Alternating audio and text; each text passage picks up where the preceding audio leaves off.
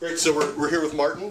You've got a new album out, Back to Steel. Yes. Don't want to ask the typical questions, but on the album, sort of the opening cut, Back to Steel, I noticed like the lyrical content sort of about being tired and then being refreshed, and I do take it that you're writing the words because I didn't see anybody else really getting the credits. I not only wrote the words, but I also decided not to put them on the sleeve notes as well. Good. Well, it's clear. Well, it's good and bad because some people can't understand the lyrics. Really? Well, they can't hear them, Okay. but it's fine. You know, I think if people really want to know what the lyrics are, they'll figure them out. But I don't like it when lyrics are written out unless you're Sting or or Don Henley or Bob Dylan, Sure. and they're amazing lyrics. But I just think that they're doing a job within the music, and that they're not great lyrics. I'm not at that level, but I'm learning how to do them a bit better all the time. Gotcha. And I spent probably 2 months doing the lyrics and a month doing the album.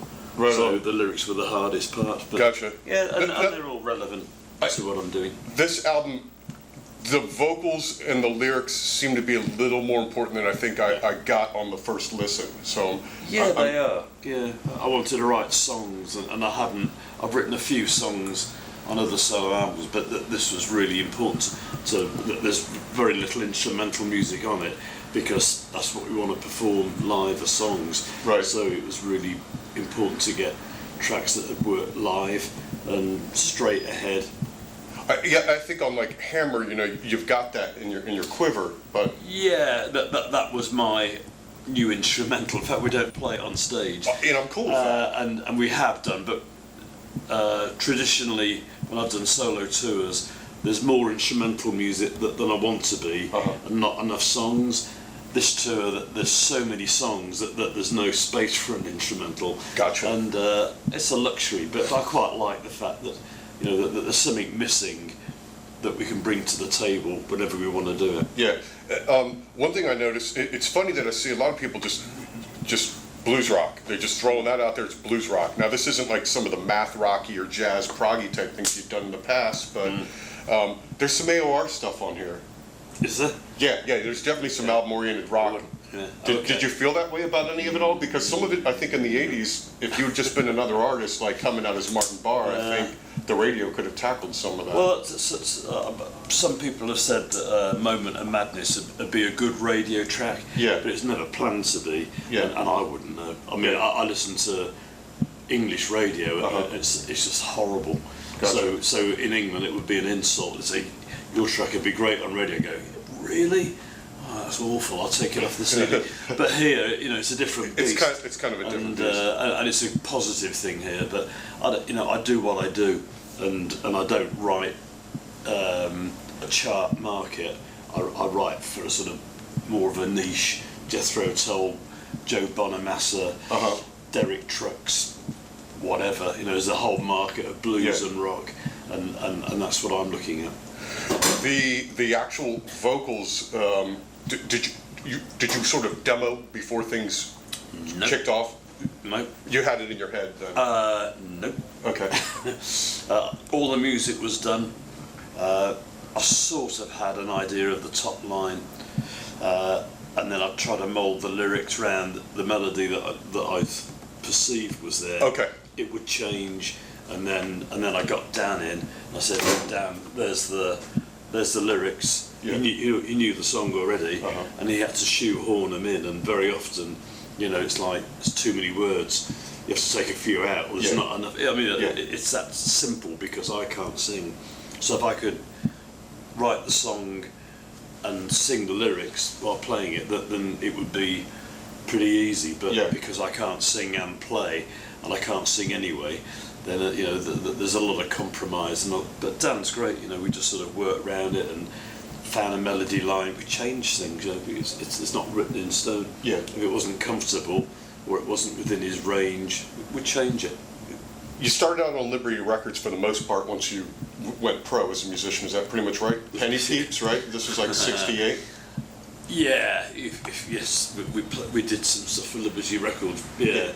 Yeah. Did you get any sense when you were on Liberty Records that being on a major label could be a cool thing and hopefully this would grow, or was that just a whatever case? What were your thoughts back then? Well, there were only major labels, that there weren't any independents. Right. So there was no choice. You had to get a major label, and it meant everything. But but the big labels had so much money, they could get 100 bands, do singles, and throw them all out on the market, and one or two of them would be hits, and ka-ching. And that's where you guys were at. They were hoping something would stick to the wall, I would have to assume. Yeah, I think it was quite a long shot, personally. But it was fun, and we were terrible. The band was awful, and the songs were awful, but we're learning what to do, we're learning how to make records, we're learning what happens in the studio. Yeah. We were terrified, and in those days, the recording process was really wasn't user friendly. You went in the studio, and even in the 70s and maybe towards the 80s, you go in these sort of $1 million studios, there's a glass with all the producers and the engineers, and you're that side and they're the other side, and you don't mix. You can't go into their territory, and they don't really understand what you're doing, and the technology is overwhelming and isn't on your side. You're fighting technology. Come over a bit of guitar. 10 minutes, a bit more guitar, a bit more. I'm thinking, what's wrong with the guitar sound? Of course, there's nothing wrong with it, but the guys in there are like EQ and effects. And when I built my first studio, I set it up, I plugged the guitar in, I bypassed all the EQ, no effects. I thought, that's my guitar. How difficult was that? It wasn't difficult, and of course the answer is, recording it is so easy, and then it became fun because I wasn't fighting technology. I was using it rather than it using me. Now, with this band, Penny Peeps, were you guys doing originals, or were they throwing the material at you that was kind of common practice back then too? Yeah, they had a song that they'd already recorded with an orchestra, and we just put the vocals on a bit of guitar. Gotcha. It was just cheating, and then the other side was the band, but it was pop music, and until the blues came in, and blues bands started, and record companies saw a market in the blues, that's when everything changed. Before that, it was just awful. Were you guys gigging out and stuff as well? Well, I've been gigging forever. Yeah, I gotcha. This is my 50th year of gigging. Right. As a professional, 50 years. That's scary. Yeah, and you started out with wind instruments, if I read correctly. No, I started out on guitar. You did, okay. No, I learnt flute, and I played flute at school, and I played flute in a blues band before I met Ian. So, in fact, I was a better flute player than him, because he hadn't learnt the fingering properly. Gotcha. And I had lessons, but it was all fun, I love lots of instruments. I love bazookas, mandolins. And you keep up with all that stuff still too? Yeah, not all of it. I bought a bass clarinet just because I like the sound, but without practicing it every day, I'm never going to get any good. Yeah. And it's not on the road; it's at home. Yeah. Therefore, I don't play it enough. I haven't played my flute for years. You can't be I'm a jack of all trades. Right. But essentially, they need to be in the background. Yeah. And the guitar needs to be. Yeah. I'm a guitarist. Right. Play your guitar. Right. It's easy. So obviously you got wind Iommi wasn't working out in the band. You filled his shoes. Well, I didn't. I just thought the audition was so awful, and the circumstances, the environment was awful. I didn't know what was going on, but I hadn't heard anything, and I just thought I'd phone up and see how they were getting on. And by coincidence, Tony hadn't worked out. Yeah. So literally the day I called was the day they decided he wasn't going to work out. I said, well, look, can I get another shot at it? I can play better than I played. Right on. I've got more. You haven't heard me. I'm not saying I'm amazing, but let me give you my best shot and then decide. And so I had a whole day with them. Did you connect with Iommi later as a guitarist? I know you're buddies with Hal and Abrams, and you have connected and stuff. Yeah, I'm friendly. I don't there's no competition in me. Yeah, sure. I don't care if somebody's better than me. Yeah, do you get together though with these guys, like maybe if they're in your neighborhood or something, like if they're your neighbors and jam ever? No, or, never. No, okay. You just hang out. I'm not a jamming musician, but I know them, and they're nice guys. Okay. And they're friends. So basically, if you're not getting these people in your band, you're not the jam guys. Is that safe to say? I'm not really, because I don't know why. I never was. I find jamming sort of dubious musical entertainment. Sometimes it's really good. Yeah. Rarely it's really good. Most of the time it's pretty ordinary, and sometimes it's really awful. Yeah. Because nobody knows what to play. I mean, it's jamming. It's something you do in a room and you lock the door. Yeah. But you don't do it in front of. In my books, you don't do it in front of the audience. It's not entertainment, other than for the people playing. Right. Like I saw these guys play together. Wasn't that cool? Yeah. I mean, sometimes it can be great. I mean, the great players, because they, the jazz players, they know sequences. Mm-hmm. They can summons up somebody will start playing a sequence, and they're like they're on it. Yeah. But blues musicians, 12-bar blues. What should we do now? Yeah. Let's do another 12-bar blues. Right. Okay. I mean, there's not enough information. Most musicians have very little catalogue in their brain musically to do that. Yeah. Including me. Yeah. So you don't want to bore people, if I'm hearing you correctly? I never want to bore people. Okay, cool. I might be doing it right now. No, not at all in my book. So you've had people that call you up, I'd assume like Wetton and some of those people, and have you play on their record. Yeah, well, UK were our support band, and Terry Bozio and John Wetton wanted me to join UK. Okay. Holdsworth had quit, and I thought, I mean, not like I could hold a torch up to Alan Holdsworth in a million years, but I just thought, wow, what an honour to be the next guitar player. But Eddie Jobson didn't want me in the band because he wanted to be the star. Gotcha. I mean, he's a lovely guy, right. But he just didn't, and so it didn't happen. But John Wetton said, look, the UK thing's not happening. Do you want to come and do my solo album? Sure. And it was great fun. He's a really nice guy. So as far as records, and I'm really getting to the end here, do you collect the vinyl much yourself? Do you listen to records? And one thing I'd noticed was Chrysalis on these reissues, they weren't including you and you really had no interest in them. They weren't sending you because basically the way that worked out. But in the old days, I'm curious, were the labels giving you promo copies of your records? So things were cool at Chrysalis at one time, I assume. Well, we were a band.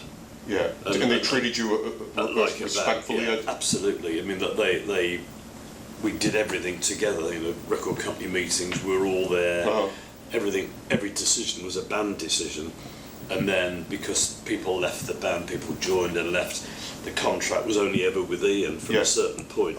Because they just think, well, that guy's playing bass, but we don't want to do a 5-year contract with him because he might be gone then. It was a practical reason, but the end result was that it was a very impersonal. It was the record label treated Toll as a solo act, and that was really bad. For the image. Yeah. And what year did that really hit? Was that would have been the late '70s, I guess? Yeah, I think so. Yeah, I guess without thinking about it, yeah, probably. Yeah. And I don't have a problem with it. Yeah, sure. But they certainly don't have any contact with anybody but Ian. I mean, they wouldn't know where I lived or what my phone number was, and they don't send me copies.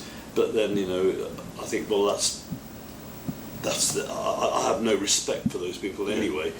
I have respect for the music, and they're doing a good job of re-releasing, and they're nice. The product's really nice. Steve Wilson's doing a great job. Yeah. So musically, it's great, but the admin, I just got no interest at all. They're not interested in me, and I'm not the slightest bit interested in them. So back in the day, though, you could count on them sending you a box of records. Is that safe to say? Oh yeah. Well, we knew everybody. Yeah, it's the old days. Yeah. And record labels now. So you've sold 80 million of these things, pretty much. Is that what it was? I think less than that. Maybe 70 million? I'd say 60 okay. to 65. Yeah. Does that boggle your mind ever? That No, I mean I'm proud of it. Yeah. No, I'm more interested in what my album's going to do. Right on. Because that's me. Yeah. And if it fails, I fail. Yeah. If it's a success, I'm a success. So, you know, when you share it within a group, you can sort of distance yourself from the end result. So if a tour doesn't go well,